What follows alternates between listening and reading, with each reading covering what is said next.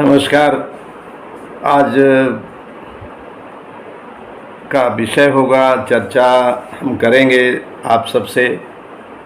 विषय बता दें, वो जैसा कि हिंदुओं का स्वभाव है, तो विषय उसी स्वभाव को लेकर के है। हिंदुओं का जो सदियों से स्वभाव चलता है, चाहे वो हम सनातन अपने को कहें, चाहे वैदिक धर्म मानने वाला कहें, चाहे ब्राह्मण धर्म मानने वाला कहें, लेकिन हम जो सदियों से अपना स्वभाव लिए बैठे हैं उस पर आज चर्चा करेंगे। ये चर्चा बहुत ही संक्षेप में होगी, लेकिन इस चर्चा से जो निष्कर्ष निकलेंगे वो काफ़ी महत्वपूर्ण होंगे और भविष्य की क्या सोच रखनी है हिंदू समाज के लिए, सनातन समाज के लिए, ये बहुत ज़रूरी होगा।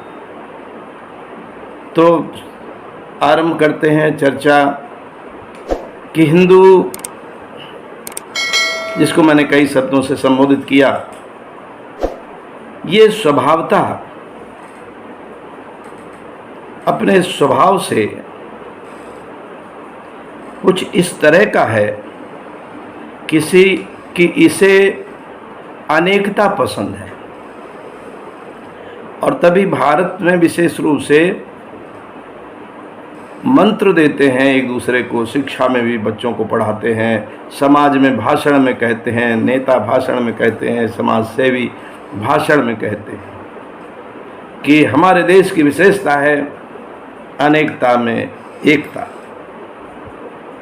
लेकिन ये बहुत ही मज़ेदार चर्चा भी है कि आखिर ये अनेकता आप बनाते क्यों हैं।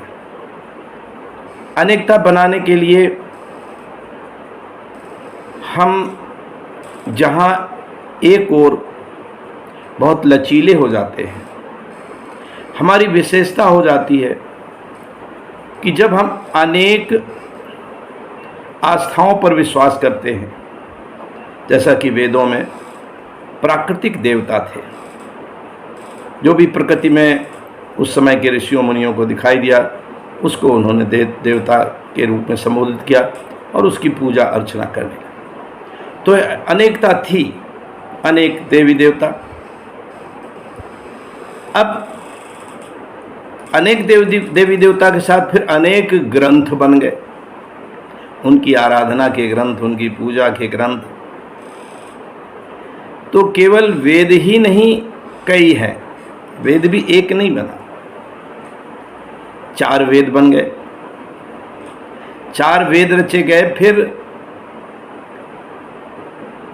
उपनिषदें, वो अनेक पुराण, वो अनेक स्मृतियाँ, वो अनेक ब्राह्मण ग्रंथ, वो अनेक और भी अनेक ऐसी पुस्तकें हैं जो जिनका धर्म में महत्व है, समाज में महत्व है।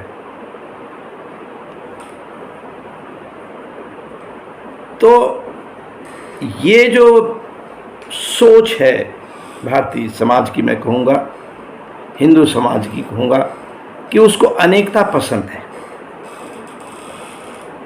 अनेकता पसंद होने से उसकी एक विशेषता ये हो जाती है कि वो उदारता का आधार बन जाता है, उदार होता है कि वो सब में ईश्वर मानने लगता है, सब में भगवान मानने लगता है, यहाँ तक कि वो पत्थर में भी भगवान मान लेता है। रास्ते में चलता हुआ पत्थर, कहीं वो जा रहा है उसको पत्थर भी मिल जाता है तो उसको भी वो भगवान कई बार मान लेता है।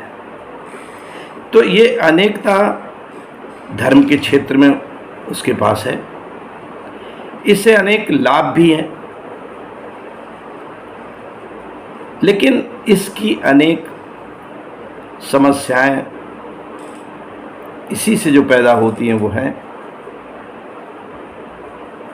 लेकिन अब दूसरा एक अनेकता का उदाहरण दे रहा हूं। दूसरा है अनेकता का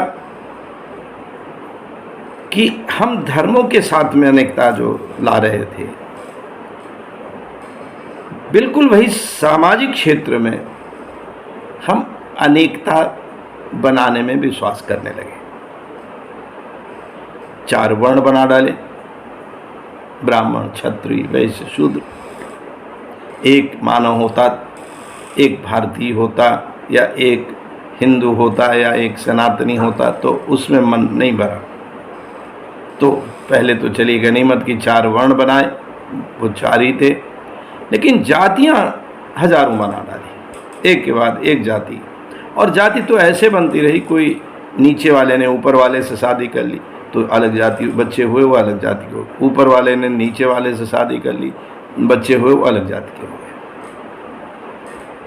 व्यवसाय, पेशा, धंधा अलग अलग सबके होते रहे, और तमाम जातियां तो व्यवसायों के आधार पर, धंधों के आधार पर बनती रही। और इस तरह से जातियां अनेक बना दी गई। और इतना ही नहीं, उसके लिए बाकायदा ग्रंथ लिखे गए। ये मौखिक नहीं चला, लिखित में भी जाति जाति जाति, वर्ण, अनेक वर्ण। और शुरू में कहा गया कि ये कर्म से है, वर्ण की व्यवस्था कर्म से है। लेकिन जब हम इतिहास उठाते हैं, समाज को देखते हैं, लगातार देखते हैं, तो ये हमको जन्म से ही मिल रही हैं। अब जन्म से मिलने से इनमें दूरियां बढ़ती गई। क्यों? उसमें बराबर भी नहीं है कि हॉरिजॉन्टल होती हैं, सब बराबर जातियां होती हैं, सब बराबर वर्ण होते। चलिए, कार्य का विभाजन अलग अलग है कि अपने अपने ढंग से जो कार्य करते हैं, लेकिन उसको जन्म से ही और ऊपर नीचे मान लिया, वर्टिकल मान लिया, छोटा बड़ा मान लिया, ऊंच नीच मान लिया। ये एक अनेकता का उदाहरण जातियों में, वर्णों में, इसी समाज में सदियों से है। अब ये जो अनेकता के उदाहरण मैंने दिए धर्म के क्षेत्र में, सामाजिक क्षेत्र में, इनको एक तरफ तो कभी बनाया गया, इनको बनाया गया। धर्म में अनेक देवी देवता, अनेक ग्रंथ, अनेक पूजा पद्धतियाँ, ये सब बनाई गईं और बनती रहीं, लगातार सैकड़ों साल, हजारों साल से बनती रहीं। दूसरी तरफ जातियाँ भी बनाई गईं, वर्ण बनाए गए। अगर ये न बनाए जाते, एक ही बने रहते, तो ये राष्ट्र इतना सशक्त होता कि विश्व में इससे सशक्त राष्ट्र कोई नहीं होता, इससे बड़ा विश्व गुरु कोई नहीं होता। लेकिन बटे होने पर, जब समाज बटा होता है, चाहे वो धर्म के आधार पर बटा हो, चाहे समाज के आधार पर बटा हो, तो कमजोर हो जाता है। और तभी इतिहास गवाह है कि भारत मुस्लिम काल, यहाँ देखिए इतिहास में हजारों साल तक ये ईसाई काल, जो अंग्रेज़ों का काल, मुस्लिम काल, इसको रहते रहते इतना समय गुजरा इस देश में कि उस पर चिंतन करने की आवश्यकता है कि आखिर इतना गुलामी का लंबा दौर चला कैसे। तो उसमें ये जो अनेकता है, और अनेकता के कारण हमारी एकता कमज़ोर होती है, सीधी सी बात है। जब अनेकता होगी, हर पहलू में अनेक है हम, तो हम एक कहाँ होते हैं। एक आदर्श कहा जाता है कि ये साहब हमारा तो समाज बहुत अद्भुत है, हमारे यहाँ अनेकता में एकता है। ये सिद्धांत तो कहा जा सकता है, लेकिन वास्तव में जब कोई मिल कर के काम करना होता है, तब सब एक दूसरे पर संदेह करते हैं, एक दूसरे से दूरी बनाते हैं। चाहे शादी विवाह हो, खान पान हो, रोटी बोटी के संबंध हो, बहुत ही दूरियां बहुत अभी भी बनी हुई हैं। जबकि 21वीं सदी में अब तो सुधार हो जाना चाहिए था। अब तो पूरा भारत, जिसको आप हिंदू कहते हो या भारतीय कहते हो या हिंदुस्तानी कहते हो, इसको तो सब इन दीवारों को तोड़ करके एक हो जाना चाहिए था। लेकिन बनाना किसी चीज़ का आसान होता है, जातियां बना ली, वर्ण बना लिए, अनेक बहुदेववाद, जो वेद भले ही अद्वैत वेदांत में वेद जब तीसरी स्टेज पर वहाँ चिंतन होता है वेदांत और उपनिषद के स्तर पर, तो वहाँ अद्वैतवाद आ जाता है। एक ईश्वरवाद होते हुए अद्वैतवाद आ जाता है कि जो एक ही ब्रह्म है, एक ही परमात्मा है, और ये तमाम जो देवी देवता हैं ये नहीं है। ये स्थिति वेद में आती है, अद्वैत वेदांत उसको कहते हैं, अद्वैतवाद कहते हैं। लेकिन समाज में क्या देखते हैं कि वही जो पुराणों में देवी देवताओं की संख्या है और बढ़ते जाते हैं, अनेकता बढ़ती जाती है। एकता की कोशिशें ऐसा नहीं है कि समय समय पर हुई नहीं, समाज के आदर्श पुरुषों ने, महापुरुषों ने समय समय पर एकता स्थापित करने के लिए बहुत ही अभियान चलाए हैं, लेकिन उसमें वो सफलता नहीं मिली जो मिलनी चाहिए, क्योंकि सामाजिक और धार्मिक विभेद होने से, परंपराएं, पूजा पद्धतियां अलग अलग होने से वो एकता जो सबल होती है वो नहीं होती है। जैसे ईसाइयों में या इस्लाम मानने वालों में या बौद्ध धर्म मानने वालों में, सिख धर्म मानने वालों में जो धार्मिक एकता होती है वो सनातन और हिंदू समाज में नहीं होती। यहाँ तो जातियों का ऐसा जाल है कि बाहर से अगर कोई परिवर्तन करके धर्म छोड़ करके हिंदू बनना चाहे तो हिंदू बनने के लिए उसको किसी न किसी जाति में जाना पड़ता है।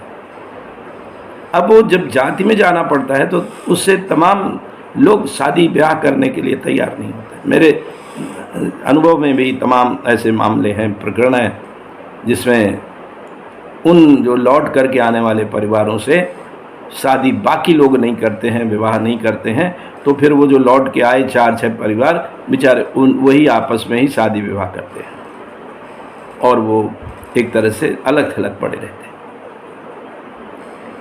तो ये गंभीर चिंतन और चिंता का विषय आज भी है। ये विषय वो हैं जिनसे हम गुलाम भी हुए हैं।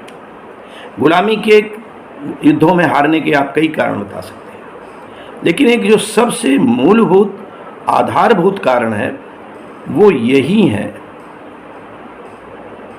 हम मिलकर के कभी लड़ते ही नहीं थे और आज भी सब एक दूसरे से लड़ते हैं। मिलकर के लड़ना होता है तो बहुत नहीं एक मुद्दा बन पाता है, एक दूसरे से लड़ने के लिए तो 1000 मुद्दे होते हैं। तो जितनी ताकत हमें इस अनेकता को समाप्त करने में लगानी चाहिए, अनेक जातियों को एक करके एक जाति बना करके स्थापित करना होगा। जाति तोड़ो का आंदोलन बौद्धिक आश्रम की तरफ से चलाया भी जाता है, तो वो अब बहुत ही गंभीरता से सोचने का मार्ग होना चाहिए, क्योंकि जब ये हजारों साल से तरह तरह के उपायों से ये स्थिति अभी भी बनी हुई है, इसी कारण जाति बनी तो फिर उससे जो जातियां पिछड़ गईं, दलित हो गईं, अनुसूचित जाति जनजाति में आ गईं, उनके लिए भी संविधान में आरक्षण देना पड़ा, सामाजिक न्याय के तहत आरक्षण देना पड़ा।